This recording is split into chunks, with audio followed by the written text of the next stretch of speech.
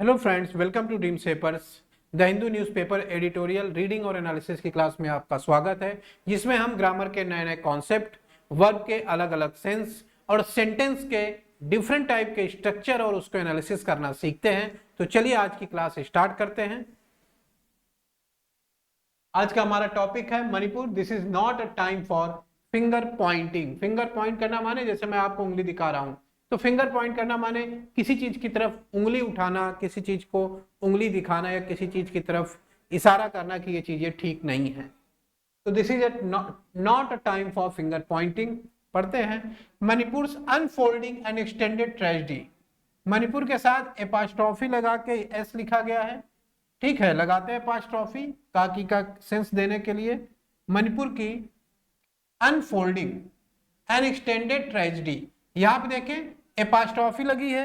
आप जानते हैं कि एपास्ट्रॉफी से दो नाउन को जोड़ा जाता है, यानी एपास्ट्रॉफी के पहले भी नाउन होगा और एपास्ट्रॉफी के बाद में भी नाउन होगा।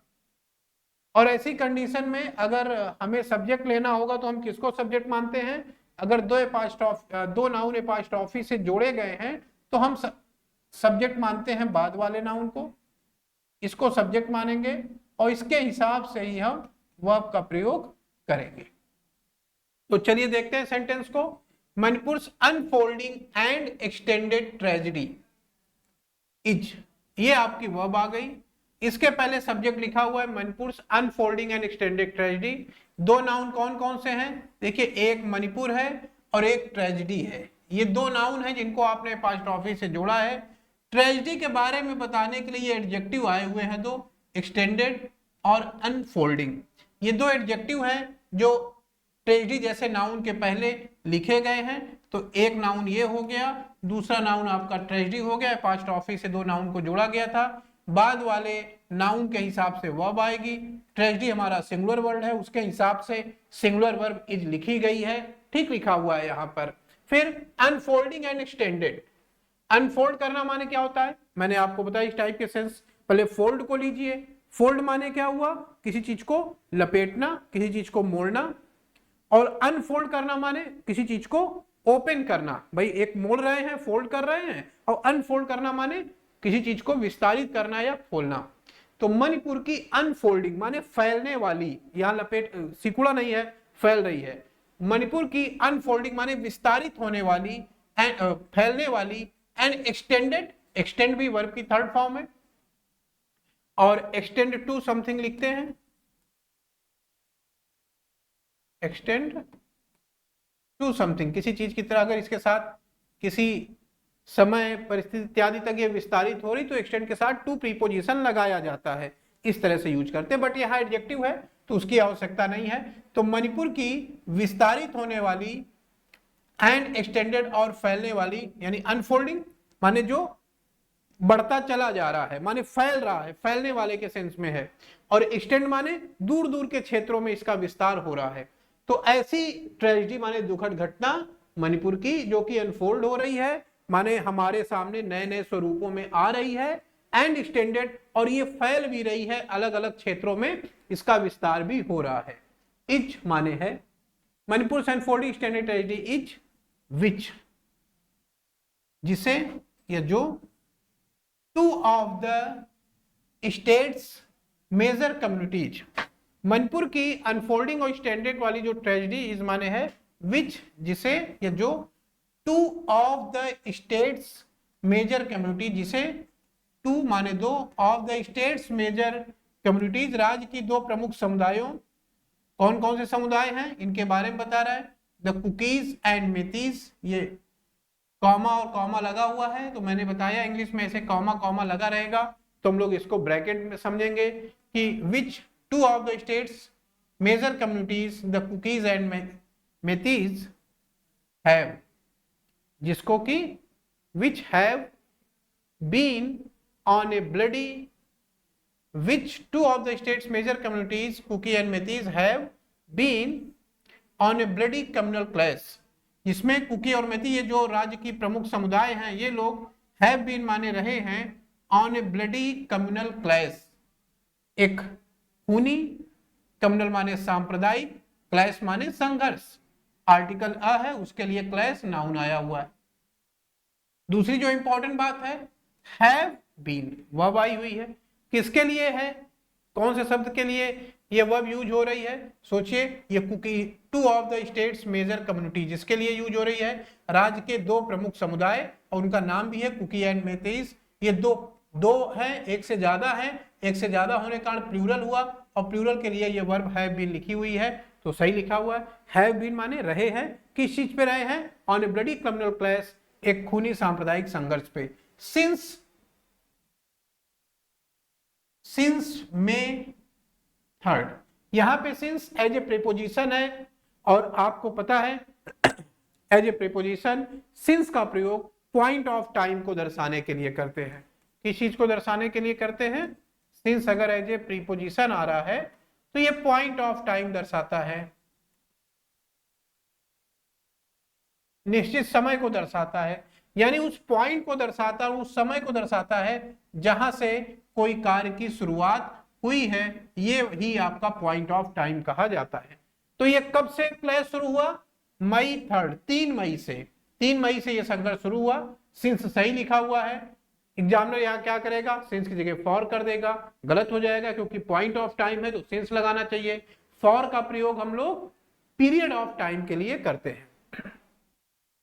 विच इज प्रोवोकिंग, अब देखिए इज फिर से वर्ब है यहां पे, ये किसकी वर्ब है, कहां है इसका सब्जेक्ट? ढूंढिए जरा, ये भी पॉइंट है।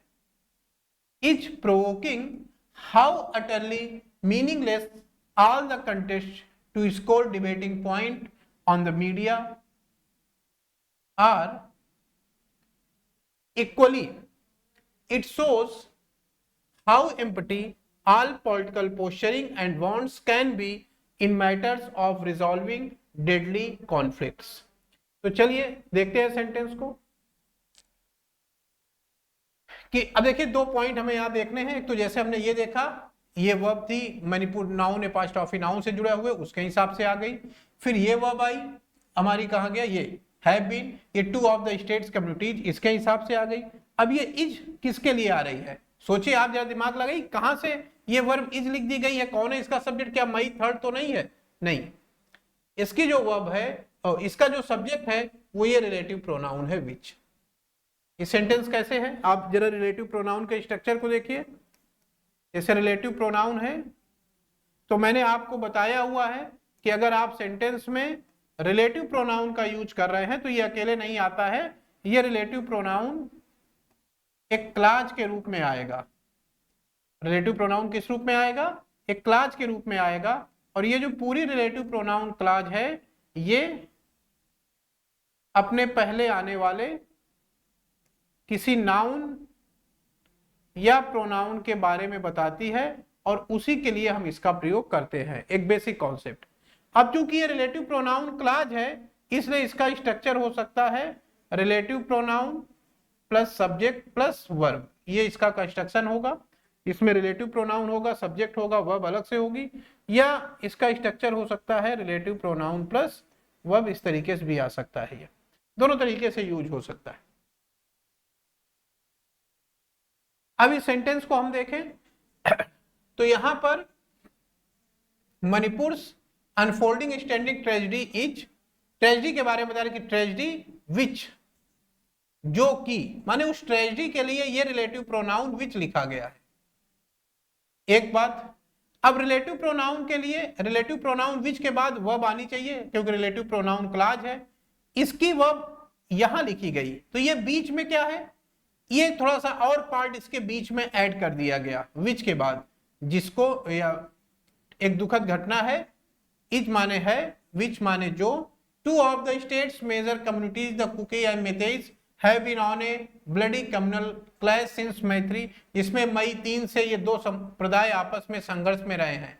ये अलग हम इसको एक ब्रैकेट मान लें, ये देखिए यहां से लेके यहां तक, और फिर यहां से आएगा कि ट्रेजेडी इज, सबसे दुखद घटना ये रही है, इज विच इज, जो कि, विच इज प्रोवोकिंग, यहां पे देखिए मैच करा विच से, यहां लिखिए कि मणिपुर की फैलने वाली और विस्तारित होने वाली ये ट्रेजेडी विच इज प्रोवोकिंग, जो कि प्रोवोक कर रही है। प्रोवोक करना माने उकसाना किसी को या भड़काना।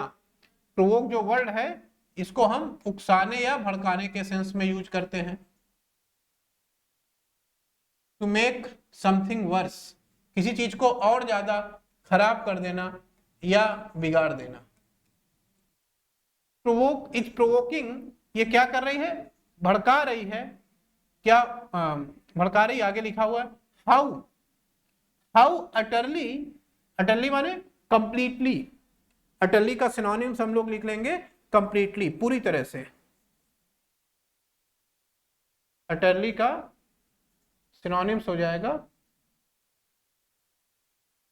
कंप्लीटली, पूरी तरह से। हाउ अटरली, कि किस प्रकार से, पूरी तरीके से, हाउ कि कैसे, अटरली मीनिंगलेस, पूरी तरह से मीनिंगलेस है, अर्थहीन है। ऑल द कंटेस्ट्स, ऑल के साथ जब आप कोई नाउन लिखते हैं और खासकर ऐसा नाउन जो कि प्लूरलिटी को दर्शाता हो, तो ऑल के साथ आने वाला नाउन प्लूरल में लिखा जाना चाहिए। तो देखिए ऑल द कंटेस्ट्स, सही लिखा हुआ है कि कितना अर्थहीन है, क्या कितने अर्थहीन है, ऑल द कंटेस्ट, सभी कंटेस्ट, कंटेस्ट माने जितने भी लोग उसमें भाग ले रहे हैं, जितने भी इसके प्रतिभागी हैं या प्रतियोगी लोग हैं जो इस संघर्ष में भाग ले रहे हैं। To score, to plus verb की फर्स्ट फॉर्म इन्फिनिटिव है, किसी उद्देश्य इत्यादि को दर्शाने के लिए इसका प्रयोग करते हैं, और हिंदी में मीनिंग निकालने के लिए क्रिया में ना लगा करके इसकी मीनिंग निकालते हैं। टू स्कोर, स्कोर करने के लिए, अंक बनाने के लिए, क्या स्कोर करेंगे, डिबेटिंग पॉइंट। डिबेटिंग पॉइंट माने, डिबेट माने बहस, एडजेक्टिव की तरह कार्य कर रहा है यहां पर, और पॉइंट के बारे में बता रहा है। तो टू स्कोर माने स्कोर करना है, क्या स्कोर करना है, डिबेटिंग पॉइंट माने बहस में अपने पॉइंट बनाना है। ऑन द मीडिया, मीडिया में, मीडिया में होने वाली बहस पर अपने पॉइंट बनाने हैं। आर, अब ये आर किसकी वर्ब है भाई, देखिए वर्ब आई है तो वर्ब ऐसे नहीं लिखी जाती है, क्लाज होगा कहीं कहीं से, ये क्लाज बना होगा, और क्लाज बनाने के लिए आपको कंजंक्शन या रिलेटिव प्रोनाउन की आवश्यकता पड़ती है। तो देखिए ये लगाया गया है, ये कंजंक्शन लगा है हाउ, और इसी के कारण ये कंजंक्शन लग गया, तो कंजंक्शन के बाद सब्जेक्ट प्लस वर्ब आएगा, और ये देखिए सब्जेक्ट लिखा है कि हाउ, अटरली मीनिंगलेस, पूरी तरीके से अर्थहीन है, all the contest to score debating point on the media are, कि कितने मीनिंगलेस प्रतिभाग, सभी प्रतिभागी हैं, ऑल कंटेस्टेंट्स, ये ऑल कंटेस्ट के लिए आ रहा है कि सभी प्रतिभागी हैं, क्या है, कितने ज्यादा मीनिंगलेस हैं, ये पूरी तरीके से मीनिंगलेस हैं, और किस मुद्दे पर, मीडिया पर अपने डिबेटिंग पॉइंट को बनाने के सेंस में।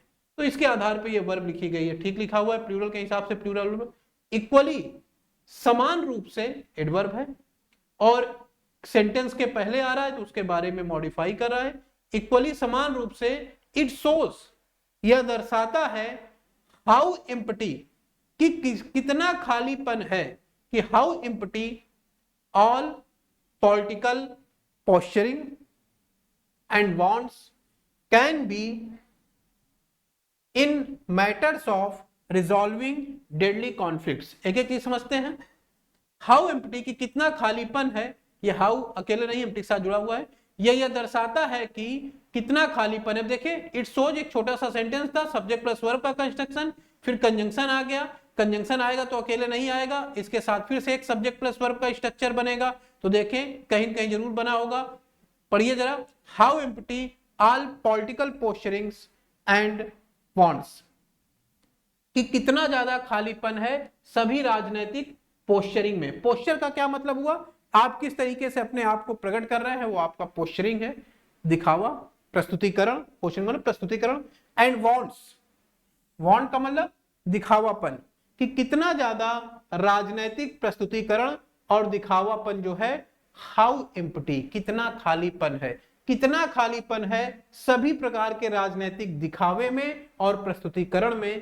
कैन बी, ये हो सकता है, फिर देखिए वर्ब आ गई ना, can be in matters of, can be माने हो सकता है, in matters of resolving deadly conflict, conflict आपका नाउन है और डेडली इसकी विशेषता बताने वाला एडजेक्टिव है। मैंने पिछली क्लास में आपको बताया था कि जो डेडली शब्द है वो इंग्लिश में एडजेक्टिव भी की तरह भी कार्य करता है और एडवर्ब की तरह भी कार्य करता है, दोनों काम खुद करता है। तो यहां पर चूंकि नाउन है कॉन्फ्लिक्ट और नाउन की विशेषता ये बता रहा है, तो इसे हमने आइडेंटिफाई किया कि इस सेंटेंस में जो डेडली शब्द आया है वो एडजेक्टिव की तरह आया है क्योंकि एक नाउन की विशेषता बता रहा। चलिए, कैन भी हो सकता है in matters of resolving.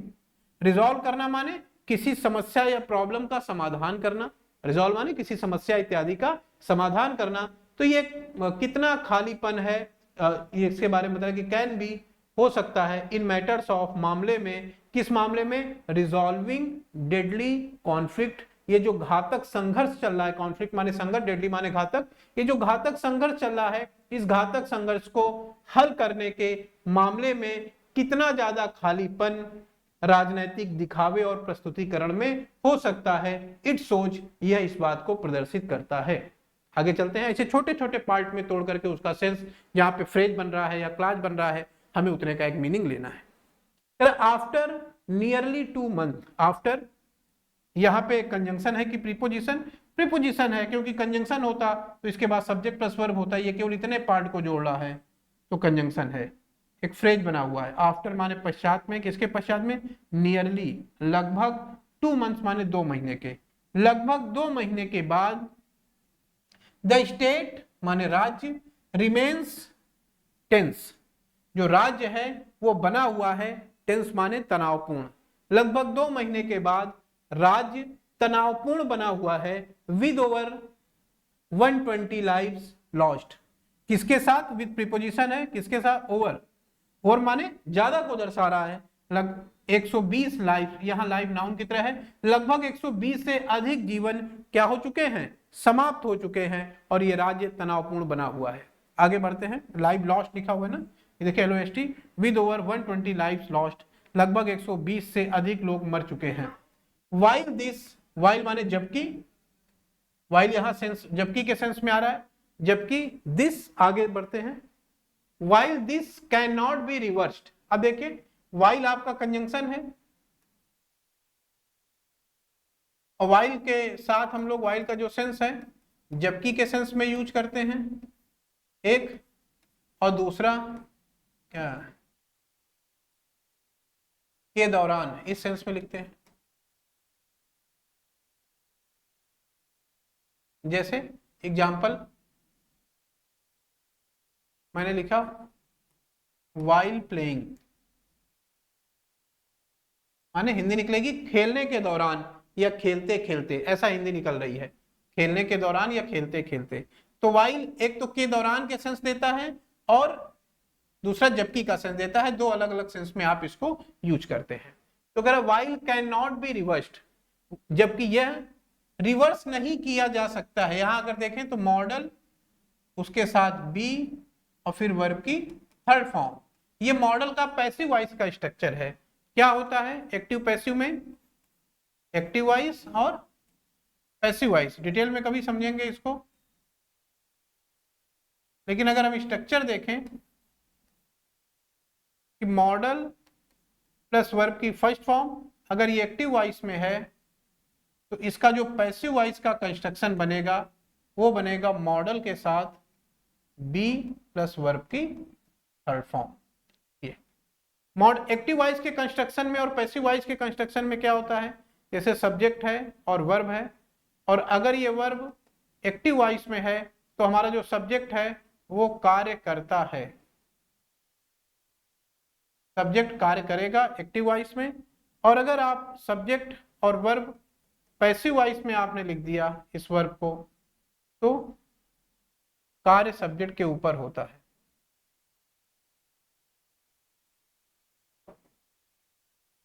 Subject खुद काम नहीं करेगा, उसके ऊपर कार्य होगा। इस टाइप से अभी बेसिक समझना है, बहुत टेक्निकल में नहीं जाना है, फिर आगे देखेंगे। This can not be reversed, यहां सब्जेक्ट रिवर्स नहीं कर रहा है, रिवर्स अगर वर्ब है तो सब्जेक्ट किसी चीज को रिवर्स नहीं कर रहा है बल्कि सब्जेक्ट को खुद रिवर्स करने की बात हो रही है कि this can not be reverse, क्योंकि पैसिव वॉइस है तो इसे रिवर्स नहीं किया जा सकता है। पैसिव वॉइस का भाव है वर्ब खुद सब्जेक्ट के ऊपर जा रही है। आगे आइए, there are also another estimated 45,000 displaced people in several temporary community run relief camps on both sides of the divide.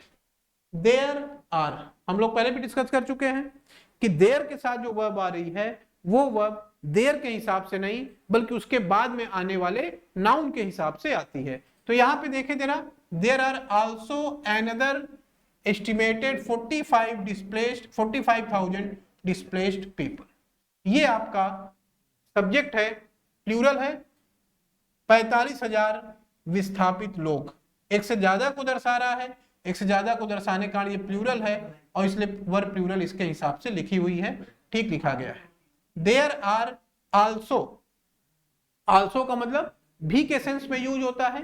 There are also another estimated, another माने एक और आंकड़ा हमारे सामने है, एस्टिमेटेड माने अनुमानित। There are also another estimated, एक और अनुमानित 45,000 विस्थापित लोग हैं in several temporary community run relief camps. अब देखिए सेवरल आ गया, सेवरल माने एक से ज्यादा, एक से अधिक, तो एक से अधिक को अगर यह दर्शा रहा है तो इसके आगे एक नाउन आएगा और जो नाउन आएगा चूंकि एक से अधिक चीजों को दर्शा रहा है तो वो अपने आप में प्लूरल होगा। तो हमको इस बेसिक चीज को भी आइडेंटिफाई करते चलना है कि भाई इसके आगे नाउन कहां पे है। तो सेवरल कुछ, टेम्परेरी माने अस्थाई, कम्युनिटी रन माने समुदाय के द्वारा संचालित होने वाले, रिलीफ कैंप्स, ये देखिए इसका नाउन लिखा हुआ है रिलीफ कैंप माने राहत कैंप, और प्लूरल में लिखा गया है क्यों? क्योंकि सीवरल एक से ज्यादा चीजों को दर्शा रहा है इसलिए प्लूरल सेंस में लिखा गया है। डिस्प्लेस्ड माने विस्थापित होता है, एडजेक्टिव की तरह आया यहाँ पे, और पीपल शब्द की विशेषता बता रहा है। डिस्प्लेस्ड विस्थापित हिंदी में कहेंगे इसको। चलिए आगे बढ़ते हैं। On both sides of the divide, on both sides माने दोनों ही तरफ, ऑफ द डिवाइड माने उस विभाजन रेखा के या बंटवारे के, माने जहां से चीजें विभाजित हो रही हैं, जहां से उनका क्षेत्र अलग है, उसके दोनों ही तरफ।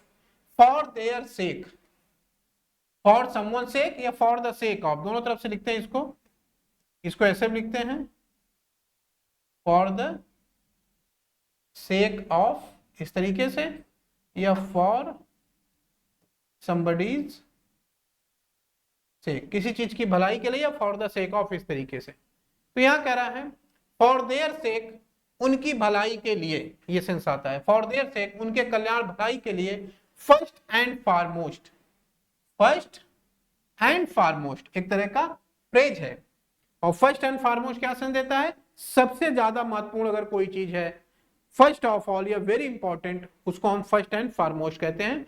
फर्स्ट एंड फॉरमोस्ट का सेंस निकल के आएगा सबसे अधिक महत्वपूर्ण। तो यहां पे फर्स्ट एंड फॉरमोस्ट सबसे ज्यादा महत्वपूर्ण बात यह है कि ऑल पोस्चरिंग्स मस्ट एंड, कि जो सभी प्रकार का दिखावेबाजी, नाटकबाजी चल रही है, सभी प्रकार का दिखावा मस्ट एंड मॉडल के साथ वर्ब की फर्स्ट फॉर्म का स्ट्रक्चर है, एक्टिव वॉइस का कंस्ट्रक्शन है। मॉडल प्लस वर्ब की first form active voice, modal be plus verb की थर्ड फॉर्म पैसिव वॉइस, कि सभी प्रकार के पोस्चर को समाप्त कर होना चाहिए और मस्ट लगाया गया है।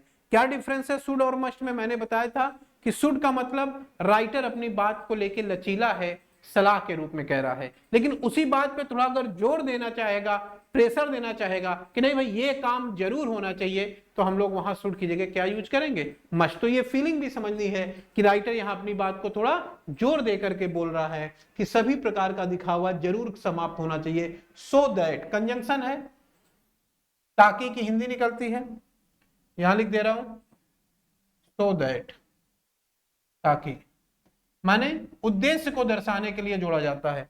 कोई काम आप कर रहे हैं किस उद्देश्य से? ताकि ऐसा हो सके। तो हमें समझना है किसी चीज का उद्देश्य, या किसी चीज का उद्देश्य के बजाय ज्यादा बेहतर हम कह सकते हैं परिणाम भी कह सकते हैं। किसी चीज का परिणाम दर्शाने के लिए हम लोग सो दैट का प्रयोग करते हैं कि ताकि आप बता सकें कि ऐसा आखिर क्यों होना चाह रहा है। जैसे कह रहा है कि सभी प्रकार की पोस्चरिंग खत्म होनी चाहिए।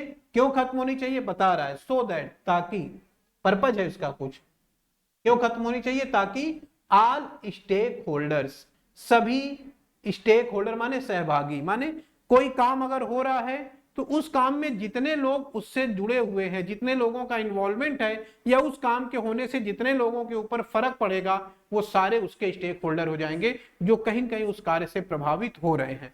तो ऑल स्टेक होल्डर्स, सभी शेयर धारक, इन दिस कॉन्फ्लिक्ट, इस संघर्ष में, इन दिस कॉन्फ्लिक्ट थिएटर, इस संघर्ष के रंगमंच के सभी शेयर धारक, नॉट जस्ट, न केवल, नॉट जस्ट माने न केवल, माने नॉट जस्ट यहां पे किस सेंस में आ रहा है, नॉट ओनली के सेंस में आ रहा है। मैं लिख दे रहा हूं कहीं पर, इधर साइड में लिख रहा हूं, नॉट जस्ट, नॉट जस्ट यहां पे नॉट ओनली के सेंस में है। जो नॉट जस्ट है वो नॉट ओनली के सेंस में है, न केवल। तो सभी प्रकार के शेयर धारक, नॉट जस्ट, न केवल, द कुकीज माने कुकीज लोग, एंड मेथीज और मेथीज लोग, कैन सिट डाउन, बैठ सकते हैं, सिट डाउन टुगेदर माने साथ साथ, एक साथ बैठे, टू इवॉल्व, इवॉल्व माने किसी चीज का हल, समाधान निकालना, to evolve a way forward, एक आगे का रास्ता निकालने के लिए। न केवल कुकी और मैतेई साथ में बैठे आगे का एक रास्ता निकालने के लिए, विथ कंसेंसस, कंसेंसस माने सहमति, जो कंसेंसस वर्ड है उसकी हिंदी निकलेगी सहमति, विथ कंसेंसस, सहमति के साथ, इंक्लूडिंग, शामिल करते हुए, क्या शामिल करते हुए, स्ट्रक्चरल एडमिनिस्ट्रेटिव चेंजेज, स्ट्रक्चर माने ढांचागत, प्रशासनिक, चेंजेज माने बदलाव, एग्रीएबल टू ऑल, एग्रीएबल माने जो कि सहमति हो, एग्रीएबल टू यूज करते हैं, एग्रीएबल टू ऑल जो जिसपे कि सभी लोग सहमत हों, एंड और for the benefit of all, सभी के कल्याण के लिए। और इस तरीके से ये सेंटेंस यहां पे आके फिनिश होता है। तो हमें देखना है कि सेंटेंस अगर फ्रैक्चर्ड फॉर्म में लिखा हुआ है, फ्रेज, छोटे छोटे प्रीपोजिशन से जुड़े हुए पार्ट, उतने उतने पार्ट को लेके हम सेंस बनाते हैं और फिर जाके एक ओवरऑल सेंस समझने की कोशिश करते हैं। Next, the interlink in mutual welfare, आपसी कल्याण में उनका क्या इंटरलिंक है। सेंटेंस कह रहा है the emphasis on, emphasis on something होता है, सही लिखा हुआ है, द एम्फेसिस ऑन, और एम्फेसिस माने जोर देना किसी चीज पे, द एम्फेसिस ऑन कंसेंसस, सहमति पर जो जोर है, इज माने है, अब यहां इज वर्ब है और इसका सब्जेक्ट इसके पहले लिखा हुआ है द एम्फेसिस ऑन कंसेंसस। और मैंने आपको बताया कि अगर आपके सब्जेक्ट में प्रीपोजिशन लगा हो तो जो प्रीपोजिशन के पहले आ रहा है वो आपका सब्जेक्ट होगा। तो आपका सब्जेक्ट क्या हो जाएगा, emphasis, the emphasis on consensus, सहमति पर जो जोर है, इज माने है इंपॉर्टेंट माने महत्वपूर्ण, सहमति पर दिया जाने वाला जोर महत्वपूर्ण है। द ट्रुथ इज, सच्चाई यह है कि what one communities, even if they live separately, the integral, यहां फिनिश हो गया। सच्चाई यह है कि, is important, the truth is, सच्चाई यह है कि what one communities, कि क्या एक समुदाय, इवन इफ यहां पे कुछ वर्ड था वो गायब हो गया है और सेंटेंस सही भी नहीं, व्हाट वन कम्युनिटी होना चाहिए, पर अगर एक कम्युनिटी है तो कम्युनिटीज नहीं हो सकता। तो ये थोड़ा टाइपिंग की रह रहा है, इस पार्ट को हम लोग छोड़ देते हैं, इतने भाग को छोड़ दीजिए। इवन इफ, इसके बावजूद की, इवन इफ इसके बावजूद की, ये सेंस निकल के आता है इवन दो, इवन इफ और इवन दो हैं, इवन इफ और इवन दो, यद्यपि या इसके बावजूद की,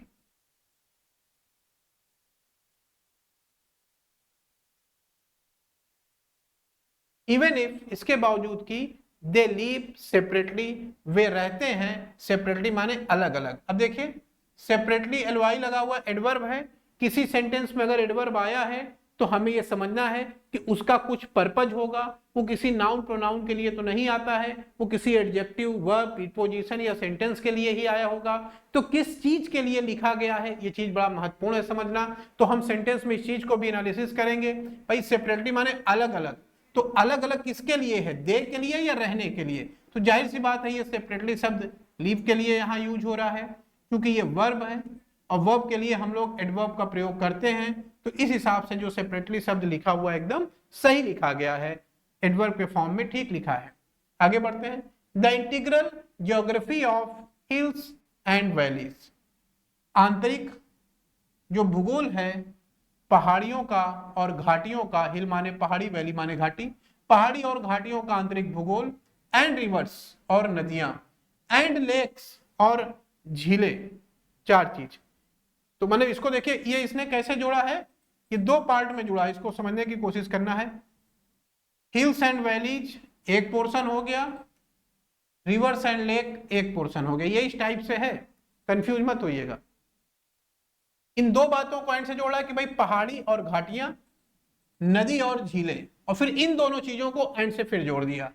नहीं तो अगर एक ही जैसे क्रम में ये चारों चीजों को लिखता तो इतनी बार एंड न लगाता, कॉमा कॉमा लगा करके लिखता और लास्ट में जाकर के एंड लगाता। तो यहां हमें ये सारी चीजें एनालिसिस करनी है कि कैसे चीजों को लिखा जा रहा है। तो इसने इन दो बातों को जोड़ा तो एंड लगाया, इन दो बातों को जोड़ा तो एंड लगाया, और फिर इन दो अलग अलग चीजों को फिर जोड़ रहा है तो इसलिए एंड लगा रहा है कि जो आंतरिक भूगोल है पहाड़ियों और घाटियों का और नदियों और झीलों का, pre distance this, pre distance destiny से बना हुआ है। डेस्टिनी माने भाग्य, डिस्टाइन इसकी वर्ब है, पूर्व यानी कि भाग्य के द्वारा निर्धारित होना, ये वर्ब हो जाएगी आपकी, इसका मतलब भाग्य हुआ, नाउन हो गया ये एक तरीके का। तो डेस्टिनी माने भाग्य और डेस्टाइन माने निर्धारित होना, भाग्य के द्वारा किसी चीज का निर्धारित होना। और प्री डिस्टाइन माने, प्री माने पहले होता है, प्रीफिक्स है एक तरीके का, तो प्री डिस्टाइन माने पहले से ही निर्धारित होना। तो पहाड़ियां और घाटियां, नदी और झीलों का जो आंतरिक भूगोल है वो इसे प्री डिस्टाइन माने पूर्व से ही निर्धारित करता है। एंड और any move to disrupt this, any move कोई भी कदम, सही लिखा हुआ है। टू प्लस वर्ब की फर्स्ट फॉर्म इन्फिनेटिव है और पर्पज को दर्शाने के लिए यूज होती है। कोई भी कदम, किस लिए कदम, टू डिसरप्ट, डिसरप्ट माने कोई व्यवस्था को भंग करना, ब्रेक करना। कोई शांति बनी हुई है, शांति को डिसरप्ट कर दिया गया यानी भंग कर दिया गया। तो कोई जो एक व्यवस्था है उसमें व्यवधान डालना इंग्लिश में डिसरप्ट कहा जाता है। Any move to disrupt this integrity, किसको डिसरप्ट कर रहे हैं, आगे लिखा है दिस इंटीग्रिटी, इस एकता को भंग करने के लिए कोई भी कदम, कैन बी हो सकता है, इन मॉडल वर्ब है, एक्टिव वॉइस में लिखी हुई है, मॉडल के साथ वर्ब की फर्स्ट फॉर्म, यहां be as a main verb use हुई है। कैन बी हो सकता है, क्या हो सकता है, an affront on the sense of security of another, can be an affront on the sense of security of another. अब यहां जैसे देखिए एन अफ्रंट लिखा हुआ, एन आपका एन के साथ नाउन आता है, तो देखिए अफ्रंट नाउन है और अ से शुरू हो रहा है तो इसको एन लिखा गया, ठीक लिखा हुआ है। अफ्रंट का क्या मतलब हुआ, अफ्रंट वर्ब की तरह भी यूज करते हैं, नाउन की तरह भी यूज करते हैं। यहाँ पे एज ए नाउन यूज हुआ है, वर्ब की तरह यूज करेंगे तो अफ्रंट का सेंस आएगा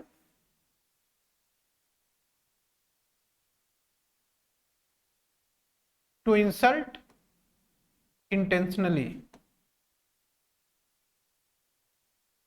माने जानबूझ के किसी का अपमान करना या कन्फ्रंट चुनौती देना। तो दो सेंस में इसको यूज करते हैं, चुनौती के सेंस में और अपमान के सेंस में। अफ्रंट जो शब्द है या तो चुनौती के सेंस में यूज किया जाता है या अपमान के सेंस में यूज किया जाता है। तो सेंटेंस यहां पे कह रहा है कैन भी हो सकता है अफ्रंट, एक अपमान, on the sense of security of another, दूसरे की सुरक्षा के अर्थ में या दूसरों की सुरक्षा के अर्थ में एक चुनौती साबित हो सकती है। Robert D Kaplan in the revenge of geography, what the map tells us about coming conflicts and the battle against fate, and before him ये इनकी बुक का नाम है, उसमें हम लोग नहीं जाते हैं। Halford J Mackinder in the geographical pivot of history have shown, यहां से शुरू करते हैं। तो सेंटेंस यहाँ करें रॉबर्ट डी कैल्पन, एक तो ये हो गए, इन्होंने map tells us about the coming conflict and the battle against fate, and before him, देखिए एंड से जोड़ा गया है, एक तो रॉबर्ट हो गए, and before him Halford J Mackinder, तो ये दो लोग हो गए, दो लोगों के लिए एंड लगाया गया है, और जब दो नाउन सिंगुलर एंड से जोड़े जाएंगे तो प्लूरल की तरह कार्य करेंगे, इसीलिए ये वर्ब यहाँ हैव लगाई गई है। हैव सोन अस माने ये दो राइटर हैं जिनके नोट्स या किताबों का विवरण यहाँ दिया गया है, इन्होंने हमें बताया है कि how some of the, how माने कि कैसे, यहाँ कंजंक्शन के रूप में आ रहा है, सबऑर्डिनेट कंजंक्शन, इन्होंने हमें बताया है कि कैसे सम ऑफ द, आगे देखते हैं, और सम ऑफ लिखा हुआ है, और सम ऑफ के साथ अगर आप नाउन लिख रहे हैं तो या तो प्लूरल, अगर कोई काउंटेबल चीज है तो आप प्लूरल नाउन का प्रयोग करेंगे।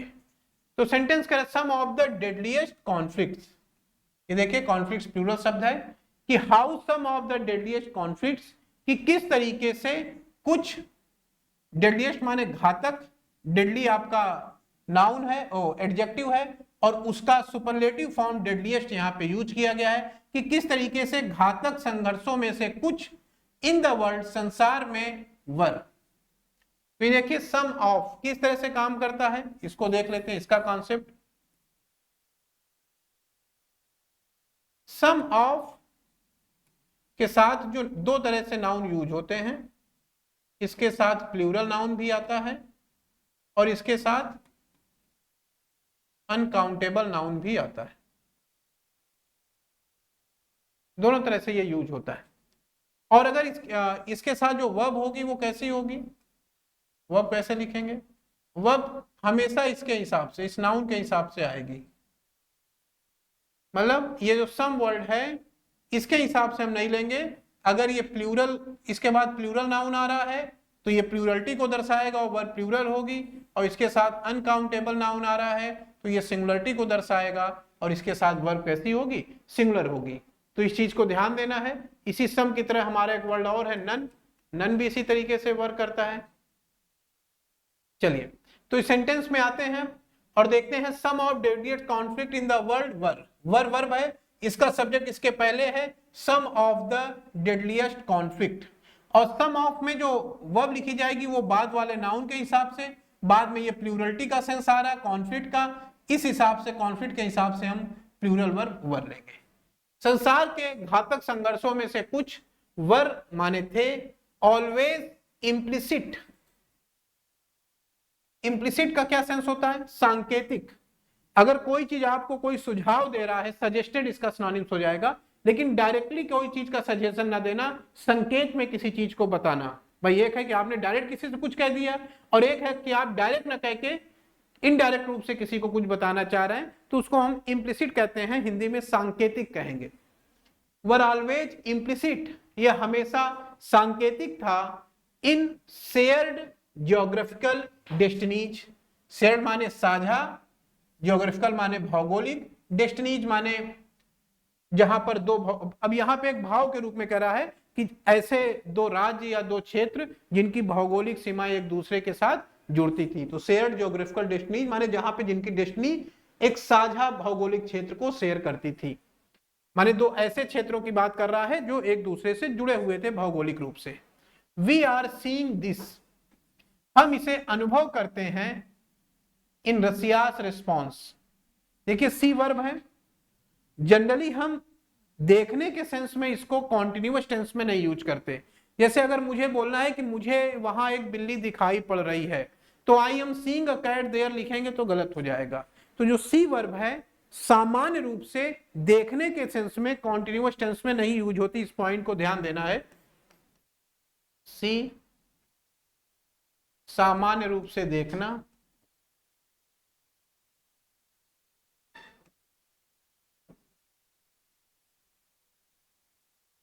इसी तरह से हियर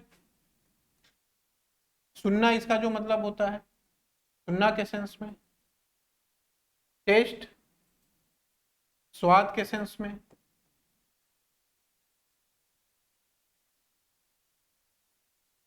स्मेल महकने के सेंस में। ये जो वर्ब है सी, हियर, टेस्ट, स्मेल, इस सेंस में, ये जो मैंने सेंस लिखा है इस सेंस में, कॉन्टिन्यूअस टेंस में इनको हम यूज नहीं करते हैं।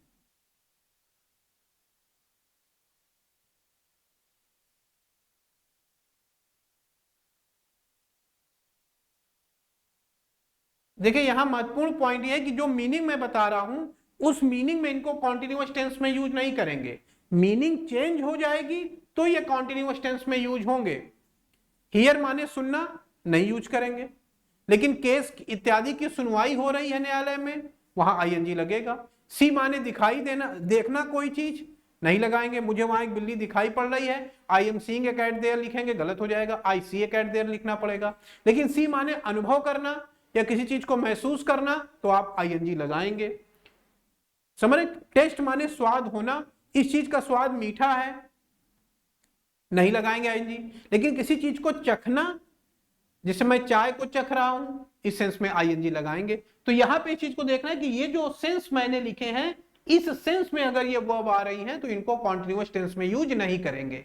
अगर इससे अलग सेंस में आ रही हैं तो ये कॉन्टिन्यूअस टेंस में यूज हो सकती हैं। तो ये ग्रामर का पार्ट है, जहां ग्रामर आप लोग पढ़ रहे होंगे वहां ये चीजें आपको मिलेंगी। मैंने बेसिक पॉइंट एक यहां डिस्कस किया, क्योंकि यहां ये कॉन्टिन्यूअस टेंस में लिखा हुआ था और कई लोग जिन्होंने रूल पढ़ा होगा तो हो सकता है उनको यहां दिक्कत हो रही हो। तो यहाँ पे ये जो सी है वो सामान्य रूप से देखने के सेंस में नहीं है, जैसे मैं आपको देख रहा हूं और आप मुझको देख रहे हैं, इस सामान्य रूप से देखने के सेंस में नहीं आया है। देखने के सेंस में होता है तो गलत है, यहां अनुभव करने के सेंस में है कि वी आर सीइंग दिस, हम इसका अनुभव करते हैं। इन रसियास रिस्पॉन्स, रूस के उत्तर में। किस चीज में रूस ने रिस्पॉन्स किया? और रिस्पॉन्स टू होता है, देखिए इस चीज को ध्यान दीजिएगा, रिस्पॉन्स टू समथिंग, हम इस चीज का अनुभव करते हैं। इन रसियास रिस्पॉन्स, रसिया के रिस्पॉन्स में टू, रसिया के किस चीज का रिस्पॉन्स है? To the North Atlantic Treaty organisations, NATO जिसको बोलते हैं, NATO, नाटो। रसिया का जो रिस्पॉन्स है नाटो के ओवरटर्न्स इन यूक्रेन एंड और indeed in India's own response to the Chinese in incursion in the Bhutanese territory of Doklam in 2017। तो इस सेंटेंस को देखते हैं। तो हम इसका कहां देखते हैं, ये क्या कह रहा है कि हम इसको अनुभव करते हैं कि रूस का जो रिस्पॉन्स है to the North Atlantic Treaty Organization's overturns in Ukraine, कि नाटो के यूक्रेन में ओवरटर्न को, ओवरट्योर का क्या सेंस हुआ? मैत्री प्रस्ताव। ओवरट्योर को सेंस क्या निकल के आता है? मैत्री प्रस्ताव, आप हिंदी में कह सकते हैं, सजेशन आप इसका सिनोनिम्स ले सकते हैं हिंदी में। तो ये जो ओवरट्योर शब्द लिखा हुआ है, ओवरट्योर का सेंस निकल के आया मैत्री प्रस्ताव या सुझाव, दोनों सेंस में, सुझाव के सेंस में भी, मैत्री प्रस्ताव यानी कोई ऐसी चीज जिससे विवाद खत्म होकर समझौता हो जाए, उसको भी हम ओवरट्योर कहते हैं।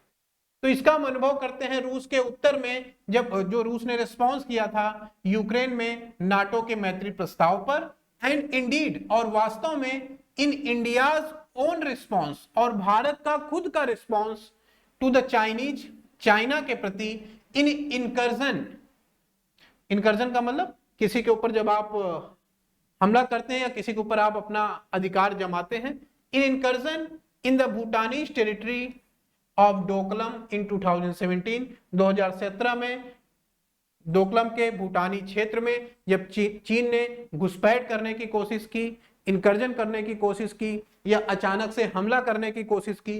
इनकर्जन माने सडन अटैक भी कह सकते हैं, घुसपैठ भी कह सकते हैं।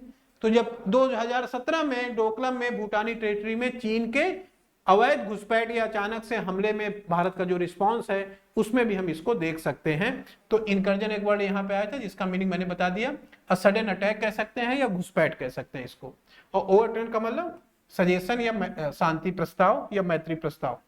आगे आइए, Imphal imperatives, only all party delegations, केवल सर्व राजनैतिक प्रतिनिधिमंडल, विथ पॉलिटिशियंस, जिसमें राजनेता हो, abjuring differences for now can arrest Manipur violence. Only all polity delegations, केवल सर्व राजनैतिक दल, और इस सर्व राजनैतिक दल में कौन कौन है, विद पॉलिटिशियन, जिसमें कि राजनेता होंगे, एब्ज्यूरिंग डिफरेंसेस, बहुत सारे जो अंतर है उसको उनको क्या करना पड़ेगा, एब्ज्योर करना पड़ेगा, माने त्यागना पड़ेगा, छोड़ना पड़ेगा, अपने मतभेदों को भुलाना पड़ेगा। फॉर नाउ, अभी के लिए, केवल यही जो है can arrest Manipur violence, Manipur की हिंसा को अरेस्ट कर सकता है। अरेस्ट करना मतलब तो किसी को गिरफ्तार करना हुआ, तो क्या यहां गिरफ्तार करने के सेंस में यूज हो रहा है, इस चीज को समझना है कि कई बार जब हम लैंग्वेज को लिखते हैं तो उसके भाव को समझने की कोशिश करना है कि ये जो हिंसा फैली हुई है चारों तरफ, उसको अरेस्ट कर लेगा, इसका मतलब उस हिंसा को अपने कब्जे में कर लेगा, यानी ये जो बाहर दिखाई पड़ रही है अब ये बाहर दिखाई नहीं पड़ेगी, समाप्त हो जाएगी, इस सेंस में इसको लेके चला जा रहा है। तो इंग्लिश में पढ़ते समय कई बार वर्ड टू वर्ड मीनिंग हम ना निकाल के उसके भाव को भी समझने की कोशिश करें कि किस सेंस में या किस फिगुरेटिव या रूपात्मक शैली में राइटर चीजों को लिख रहा है। तो केवल सर्व राजनीतिक प्रतिनिधिमंडल जिसमें कि अंतर है वो उसको समाप्त करके अभी के लिए इस तरीके की हिंसा का समापन कर सकते हैं। द अटैक्स इन मणिपुर, मणिपुर में होने वाले अटैक, फिर आपका सब्जेक्ट आ गया, हैव सीन वर्ब है आपकी, और देखिए वर्ब के पहले उसका सब्जेक्ट लिखा हुआ है द अटैक्स इन मणिपुर, और मैंने बताया था कि प्रीपोजिशन लिखा हुआ है तो उसके पहले वाला सब्जेक्ट होगा, पहले अटैक्स प्लूरल वर्ब है उसके हिसाब से हैव सीन लिखा हुआ है, ठीक लिखा हुआ है।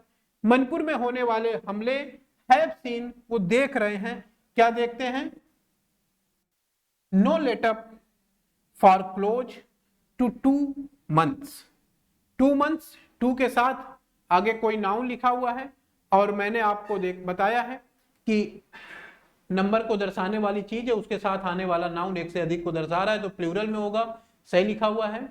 और ये कह रहा है कि the attacks in Manipur have seen, ऐसा लगता है कि मणिपुर में जो होने वाले हमले हैं, नो लेटअप, लेटअप का क्या सेंस होता है, किसी चीज की इंटेंसिटी में गिरावट आना, किसी चीज की तीव्रता में गिरावट आना, खासकर समय के साथ साथ, जैसे दो देशों के बीच में संबंध बहुत खराब है, धीरे धीरे या किसी से आपका विवाद हो गया, तो जिस समय विवाद होगा उस समय बहुत ज्यादा दोनों तरफ से गर्मा गर्मी रहेगी, लेकिन समय के साथ साथ आप देखेंगे कि वो जो आपसी तनाव है वो कम होता जाता है, और धीरे धीरे हो सकता है आने वाले कुछ दिन बाद आपकी उनकी मित्रता भी हो जाए। तो ये जो समय के साथ साथ तनाव में कमी आती है, किसी चीज की जो इंटेंसिटी होती है, तीव्रता होती है, उसमें कमी आती है, दैट इज कॉल्ड लेटअप। तो सेंटेंस कह रहा है कि जो मणिपुर में होने वाले हमले हैं, हैव सीन वो देखे गए हैं, नो लेटअप की इसमें कमी नहीं आई है, लेटअप माने कमी आना, लेटअप माने कमी आना, डिक्रीज का सिनोनिम्स है, कमी नहीं आई है, फॉर क्लोज टू 2 months, और लगभग 2 महीने होने तक, माने लगभग 2 महीने हो चुके हैं और ये 2 महीने के आसपास होने वाले हैं और इसमें कोई कमी नहीं आई है। और पीरियड ऑफ टाइम है क्लोज टू 2 months, भाई 2 महीने, और क्लोज माने करीब के सेंस, क्लोज टू समथिंग होता है, इस चीज को भी ध्यान देना है आपको, यही अंडरलाइन, क्लोज के साथ प्रीपोजिशन टू लगाते हैं, क्लोज टू सम, तो क्लोज टू 2 months लगभग 2 महीने होने को आए हैं। इस 2 महीने की अवधि में, चूंकि पीरियड ऑफ टाइम दर्शा रहा है और पीरियड ऑफ टाइम के लिए हम लोग किसका प्रयोग करते हैं, फॉर का, तो सही लिखा हुआ है, लगभग 2 महीने के दरमियान इसमें कोई कमी नहीं आई है। वेल, अच्छी बात है, जो well over 100 killed, well over 100 killed, लगभग 1 से ज्यादा लोग मारे जा चुके हैं, ये अच्छी बात नहीं है, वेल बता रहा है उसके भाव को दर्शाने के लिए। विलेज रेज्ड, रेज का क्या मतलब है, डिस्ट्रॉय, रेज का सिनोनिम्स क्या हो जाएगा, डिस्ट्रॉय, किसी चीज को नष्ट करना, मारे जा चुके हैं। विलेज रेज्ड पैसिव वॉइस में यूज हुआ है, हेल्पिंग वर्ब नहीं लिखी गई है, और शॉर्ट में चीजों को लिखा जा रहा है, ये भी एक लिखने का तरीका है, तो इसको हम लोग समझने की यहाँ पे कोशिश करेंगे। आगे बढ़ते हैं सेंटेंस में। विलेज रेज्ड गांवों को नष्ट कर दिया गया है, लिव स्टॉक माने पशुधन या पशुओं को, कल्ट नष्ट कर दिया गया है, मार दिया गया है, फूड शॉर्टेज भोजन की कमी है, नो स्कूल कोई स्कूल नहीं है और ना तो एग्जाम हो रहे हैं, ना तो कोई स्कूल है ना कोई एग्जाम है, एंड 40,000 और लगभग 40,000 डिस्प्लेस्ड पीपल, पीपल नाउन है, और उसके पहले डिस्प्लेस्ड शब्द लिखा हुआ है, डिस्प्लेस्ड की हिंदी क्या निकल के आएगी?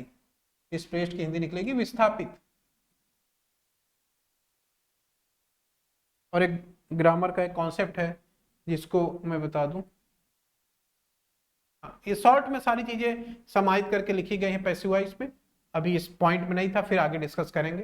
ठीक है, तो देखिए पैसिव वॉइस में है सारा सेंटेंस का भाव 100 के बाद लिख रहा है किल्ड, 100 लोग मारे जा चुके हैं, विलेज रेस्ट, गांवों को नष्ट, सब पैसिव वॉइस का भाव चल रहा है, गांवों को नष्ट कर दिया गया है, लीव स्टॉक कल्ड, पशुओं की हत्या की गई है, समाप्त कर दी गई है। फिर इसके बाद यहां तो वर्ब यूज नहीं हुई है, लेकिन ये सब वर्ब पैसिव वॉइस में है, 100 लोग मारे जा चुके हैं, लेकिन इनकी हेल्पिंग वर्ब नहीं लिखी गई है। यहां पे जो सेंटेंस लिखा गया है subject plus helping verb plus main verb है, और पैसिव वॉइस में है ये सेंस, पैसिव वॉइस में ये भाव है। और पैसिव वॉइस में कई बार जब हम सीरियल में एक से अधिक वर्ब को लिखते हैं, माने subject plus verb, subject plus verb, subject plus verb, इस तरीके से लिख रहे हैं, एक सीरीज में एक ही क्रम की कई चीजों को बताने के लिए लिखते हैं, तो हम हेल्पिंग वर्ब को गायब कर देते हैं। ये लिखने का एक पैटर्न है, और यहाँ पे इस सेंटेंस में उसी पैटर्न को फॉलो किया गया है। इसमें देखिए 100 किल्ड, 100 लोग मारे गए, विलेज रेस्ट, गांवों को नष्ट, गांव ने नहीं नष्ट किया, गांवों को नष्ट कर दिया गया, लोगों ने नहीं मारा, लोगों को मार दिया गया, लीव स्टॉक, पशुओं ने किसी की हत्या नहीं की, पशुओं की हत्या कर दी गई। तो ये जो सेंटेंस का यहाँ जो भाव है, यहाँ सब्जेक्ट प्लस वर्ब का जो कॉम्बिनेशन है वो पैसिव वॉइस का है, लेकिन इसकी हेल्पिंग वर्ब को यहाँ पे नहीं लिखा गया है। तो जब हम एक ही क्रम में, कॉन्सेप्ट क्या कहता है, जब एक ही सीरियल में एक से अधिक कार्यों को आप पैसिव वॉइस में लिखते हैं, तो एक ये भी तरीका है कि हम उनकी हेल्पिंग वर्ब को नहीं लिखते हैं, ये अंडरस्टूड होता है जिसे पढ़ने वाला खुद समझे। तो ये एक राइटिंग स्टाइल है इंग्लिश में। क्या कह रही है ये स्टाइल? ये कह रही है जब एक से अधिक चीजें जो कि पैसिव वॉइस में हैं और उनको आप लिख रहे हैं, तो एक पेयर, दो पेयर, तीन पेयर, इस तरीके से आप चीजों को दर्शा रहे हैं पैसिव वॉइस में, एक्टिव वॉइस में नहीं, पैसिव वॉइस में, तो आप हेल्पिंग वर्ब ना भी लिखें तो भी उसको समझने वाले को समझ जाना चाहिए। वही कॉन्सेप्ट यहाँ पे यूज हुआ है। और 100 killed, village razed, livestock culled, ये सब पैसिव वॉइस के फॉर्म में हैं, जिनमें हमारा जो सब्जेक्ट है वो काम नहीं कर रहा है, बल्कि कार्य सब्जेक्ट के ऊपर हो रहा है। चलिए आगे चलते हैं। The chilling part is that, जो परेशान करने वाला पार्ट है, चिलिंग माने परेशान करने वाला या चौंकाने वाला भी आप कह सकते हैं, डराने वाला भी कह सकते हैं। The chilling part is that, जो सबसे डरावनी बात है या चौंकाने वाली बात है, इस माने है दैट माने की, और यहां पे दैट आपका सबऑर्डिनेट कंजंक्शन है। चौंकाने वाली बात यह है कि द मॉडरेट वॉइस, मॉडरेट माने दो अपोजिट चीजें हैं और उन दोनों चीजों के जो बीच में है, यानी जो न तो बहुत ज्यादा हिंसा का समर्थक है और जो न बहुत ज्यादा शांति का समर्थक है, बीच वाले लोग जो दोनों के साथ, यानी कि जो न तो एक प्रजाति जनजातियों की तरफ है ना दूसरे समुदाय की तरफ है, ये चाहते हैं कि दोनों लोग एक दूसरे के साथ प्रेम पूर्वक रहें, तो मॉडरेट कहा जाता है। मॉडरेट माने न बहुत ज्यादा न बहुत कम, बीच वाला, मध्यम मार्गी कह सकते हैं आप। द मॉडरेट वॉइस, जो मध्यम मार्ग की आवाजें हैं, हैज लॉस्ट, वो कहीं न कहीं खो चुकी है। देखिए मध्यम वर्ग की आवाजें क्या हुई, हैज लॉस्ट ऑल कॉन्टैक्ट, ये खो गई है या इन्होंने खो दिया है, एक्टिव वॉइस में लिखा हुआ है, ध्यान रखिएगा। जैसे सेंटेंस है I was lost my purse, और एक सेंटेंस है आई लॉस्ट माई पर्स। यही इंग्लिश में वॉइस का रोल है। ये दो एग्जांपल आप देखें, क्योंकि वॉइस आ गया तो इसलिए मुझे बताना जरूरी है। इस दो सेंटेंस को अगर आप देखें, ये वर्ब है एक्टिव वॉइस में, और ये जो वर्ब है ये पैसिव वॉइस में। सेम वर्ब है लॉस्ट, ये एक्टिव वॉइस में लिखी गई है, पैसिव वॉइस में। और एक्टिव और पैसिव में लिखे होने के कारण इन दोनों सेंटेंस का सेंस अलग हो गया है। एक्टिव वॉइस में मैंने बताया कि जो सब्जेक्ट है उसके द्वारा कार्य किया जाता है, तो कार्य है खोना, सब्जेक्ट है मैं, तो मेरे द्वारा यह कार्य होगा, मैंने खो दिया अपने पर्स को। सही सेंस आ रहा है, सेंटेंस सही लिखा हुआ है। इसमें यह वर्ब पैसिव वॉइस में है, पैसिव वॉइस में सब्जेक्ट कार्य नहीं करता है, बल्कि कार्य सब्जेक्ट के ऊपर होता है। यानी मैं सब्जेक्ट हूं, कार्य है खोना, मैं कार्य करूंगा ऐसा भाव नहीं है, मेरे ऊपर कार्य होगा। यानी मैंने खोया ये भाव नहीं है, मैं खो गया, मैं खो गया मेरा पर्स, यानी सेंटेंस का सेंस नहीं निकल रहा है, कोई सेंसलेस हो गया, ये गलत लिखा गया है। क्यों? क्योंकि वॉइस के रूल को फॉलो नहीं किया गया है। तो सेंटेंस को पढ़ते समय अब आगे से हम लोग वर्ब पे भी थोड़ा काम करेंगे, छोटी छोटी चीजें उनकी लेंगे। अभी तक मैं नहीं ले रहा था, वर्ब के टेक्निकल में नहीं जा रहा था, बेसिक चीजें बता रहा था।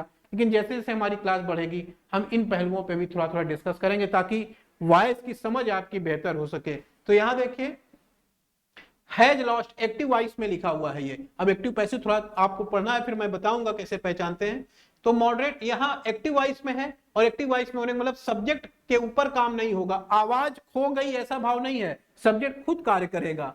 यानी मॉडरेट वॉइस हैज लॉस्ट, मध्यम मार्गी आवाज, जो ये खोई नहीं है बल्कि इन्होंने खो दिया, इन्होंने खो दिया है। क्या खोया है आगे बताएगा। ऑल कॉन्टैक्ट, सभी प्रकार के संपर्कों को, ऑल कॉन्टैक्ट्स होना चाहिए, सभी प्रकार के संपर्कों को, विथ मणिपुर कम्युनिटीज, मणिपुर के समुदायों के साथ, मणिपुर के समुदायों के साथ सभी प्रकार के संपर्कों को इन मध्यम वर्गीय आवाजों ने खो दिया है। Who are chasing each other, who relative pronoun है, और मैंने बताया कि रिलेटिव प्रोनाउन अकेले नहीं आएगा, क्लास के रूप में आएगा। और ये देखिए क्लास है, who are chasing each other, और इस क्लास में ये सब्जेक्ट और ये वर्ब की तरह कार्य कर रहा है। और चूंकि रिलेटिव प्रोनाउन अपने पहले आने वाले किसी नाउन के हिसाब से आती है, इसका नाउन है मणिपुर कम्युनिटीज, उसके लिए आया है कि मणिपुर के समुदाय, हु आर, और इसके बाद जो वर्ब है वो इसके पहले आने वाले नाउन के हिसाब से आई है, मणिपुर कम्युनिटीज के हिसाब से। तो ये कॉन्सेप्ट है, देखिए जल्दी से इसको समझते हैं। किसी सेंटेंस में रिलेटिव प्रोनाउन है, उसके बाद वर्ब आ रही है, फिर और कंस्ट्रक्शन है। तो ये दो कॉन्सेप्ट है, क्या कि ये रिलेटिव प्रोनाउन इस नाउन के हिसाब से आएगा, और इस वर्ब का सब्जेक्ट तो रिलेटिव प्रोनाउन होगा, लेकिन चूंकि रिलेटिव प्रोनाउन इस नाउन के हिसाब से काम कर रहा है, तो इस नाउन के हिसाब से ही आपको इस वर्ब का प्रयोग करना है। तो देखें, हु के बाद जो वर्ब आ रही है वो हु के पहले आने वाले रिलेटिव प्रोनाउन का एंटीसीडेंट मणिपुर कम्युनिटीज के हिसाब से आएगी। प्लूरल वर्ड है उसके हिसाब से आर लिखा हुआ है, सही लिखा हुआ है। मणिपुर के समुदाय who are chasing each other, जो कि एक दूसरे का पीछा कर रहे हैं, इन अ विसिशियस साइकिल। विसिशियस साइकिल माने एक चक्र, एक ऐसा दुष्चक्र जिसमें अगर आप एक बार उलझ गए तो बाहर नहीं निकल पाते हैं। एक सर्किल जिसके अंदर घुस गए तो बाहर निकलना मुश्किल हो जाएगा, आप उसी में घूमते रहेंगे घूमते रहेंगे। इसको हम विसिशियस साइकिल कहते हैं, दुष्चक्र कहते हैं। ए विसिशियस साइकिल, एक दुष्चक्र ऑफ वायलेंस, हिंसा का, मेरे ख्याल से ऑफ होना चाहिए था, ये हिंसा के दुष्चक्र में एक दूसरे का पीछा कर रहे हैं। और ये जो हिंसा है ड्रिवन बाई डिवाइड्स, जो कि संचालित हो रही है किसके द्वारा, डिवाइड्स, विभाजकों के द्वारा। ऐसी चीजें जो एक दूसरे को अलग करती हैं, डिवाइड्स, शार्प एंड ब्लडी, जो कि काफी ज्यादा तीव्र है और काफी ज्यादा खूनी भी है। विदाउट द इंटरनेट, बिना इंटरनेट के, विदाउट प्रीपोजिशन है, विदाउट द इंटरनेट, बिना इंटरनेट के, द स्टेट, राज्य, इवन इफ, इसके बावजूद कि, इट वांट्स टू, यह चाहता है, has few ways to communicate with the public at large, boots on the ground are no replacements. Sentence कह रहा है विदाउट द इंटरनेट, इंटरनेट के बिना, द स्टेट माने राज्य, इवन इफ, इसके बावजूद कि, इट वांट्स टू, यह करना चाहता है। और इसके बाद ये सेंटेंस यहां से यहां तक है, देखिए इट वांट्स टू, फिर इसके बाद the state has, the state has few veg, the state has few veg, few के साथ प्लूरल आएगा, सही लिखा हुआ है। राज्य के पास कुछ रास्ते हैं, यह बहुत कम रास्ते हैं, यह कहना पड़ेगा, न के बराबर रास्ते हैं। Few, a few, the few का सेंस है, और फ्यू का मतलब लगभग नहीं। इस चीज को देख लेते हैं, अगर केवल फ्यू लिखा है तो इसका मतलब लगभग नहीं, और अगर अ फ्यू लिखा हुआ है तो इसका मतलब हुआ कुछ। इस चीज को ध्यान देना कि केवल फ्यू निगेटिव का भाव देता है, अ फ्यू थोड़े का भाव देता है, कुछ का भाव देता है। तो यहां the state has few veg, has verb है स्टेट की, राज्य के पास कुछ रास्ते हैं, नहीं, राज्य के पास, निगेटिव बोलना चाह रहा है राइटर, राज्य के पास लगभग न के बराबर रास्ते हैं to communicate. To plus verb की फर्स्ट फॉर्म इन्फिनेटिव है, कम्युनिकेट करने के लिए, अपनी बात को पहुंचाने के लिए। और किससे कम्युनिकेट करेंगे? विथ, कम्युनिकेट विथ समवन होता है, सही लिखा हुआ है, to communicate with the public, public से संपर्क बनाने के लिए, एट लार्ज, व्यापक पैमाने पर। एट लार्ज माने क्या होता है? ब्रॉडली, व्यापक रूप में, फ्रेज है छोटा सा, एट लार्ज, ब्रॉडली या व्यापक रूप में। तो व्यापक पैमाने पर पब्लिक से संपर्क बनाने के लिए राष्ट्र के पास फ्यू वेज, न के बराबर रास्ते हैं, और यद्यपि यह चाहता है ऐसा करना। बूट्स ऑन द ग्राउंड, और जमीन पर जो बूट्स हैं, are no replacement. No replacement माने ये कोई विस्थापन नहीं है। क्या कहना चाह रहा है? बूट्स ऑन द ग्राउंड माने सड़कों पर आजकल कौन है भाई? संघर्ष चल रही है, हिंसा चल रही है, तो वहां पर सेना को, सीआरपीएफ को, इन सबको तैनात किया गया है, तो उसको दूसरे शब्दों में बूट्स कहा जा रहा है। बूट्स ऑन द ग्राउंड, जमीन पर जो बूट्स हैं माने जो सैनिक तैनात किए गए हैं, आर नो रिप्लेसमेंट, उनका कोई स्थापन नहीं हो सकता है, या उनकी जगह कोई नहीं लगाया जाता है। यहीं के साथ हमारा ये एडिटोरियल यहीं पे फिनिश होता है। फिर मिलेंगे आप लोगों से एडिटोरियल की अगली क्लास में।